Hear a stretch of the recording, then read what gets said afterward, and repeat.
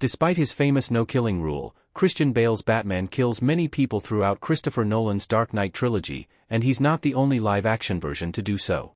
Most live-action versions of Batman are peace-seeking vigilantes who use brutal methods to fight crime. Every criminal who comes across a caped crusader is likely to receive life-changing injuries, but Batman usually ensures that his attacks aren't directly lethal on any opponent, including the most dangerous Gotham supervillains. Batman's no-killing rule is born out of his desire to enforce justice without perpetuating the idea that death is the only solution. After all, Bruce Wayne's parents died because a criminal used lethal force needlessly. However, the Caped Crusader has killed many of his opponents countless times in both DC Comics and in Batman's live-action movies. He doesn't set out to murder them directly, but he doesn't lose sleep over their eventual deaths either. Looking back at Christopher Nolan's Dark Knight trilogy, the deaths caused by Christian Bale's Batman are no exception.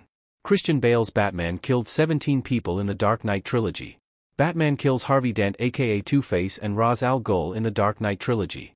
Christian Bale's rather realistic Batman isn't too concerned with letting his enemies live, as he starts out his crime-fighting career by blowing up several members of the League of Shadows in Batman Begins.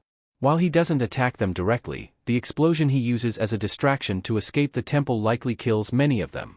Later, Batman faces Ra's al Ghul on a train. With James Gordon's help, Batman destroys the railway, and when Ra's reminds him that sometimes it's necessary to kill, Batman reveals a loophole by telling him, "I won't kill you, but I don't have to save you," before leaving and letting him fall to his death. Something similar happens in The Dark Knight with Harvey Dent after his Two-Face transformation. Here, Batman pushes Dent off a building to save Gordon's son, leading to Dent's death, which Batman hadn't contemplated but still came as a result of the circumstances. Likewise, Batman shoots Talia al Ghul's truck in The Dark Knight Rises as a last resort, and she doesn't survive the subsequent crash. Besides the main antagonist's deaths, Christian Bale's Batman also kills two of Joker's henchmen with the Batmobile and one of Talia's goons in the crash that kills her.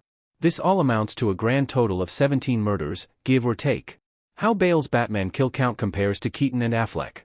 Split image of Michael Keaton, Christian Bale, and Ben Affleck's Batman. Michael Keaton and Ben Affleck's Batman aren't more peaceful by any means.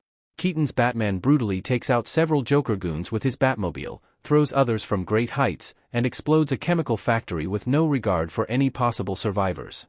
In keeping with Batman's favorite killing method, Keaton's Batman kills the Joker by dropping him from a great height. In Batman Returns, Keaton's Batman kills two of the Penguin's henchmen with the Batmobile's exhaust and a bomb, and he kills the Penguin when he causes the villain to fall to his death. Ultimately, Michael Keaton's Batman murders around 20 people in Tim Burton's duology.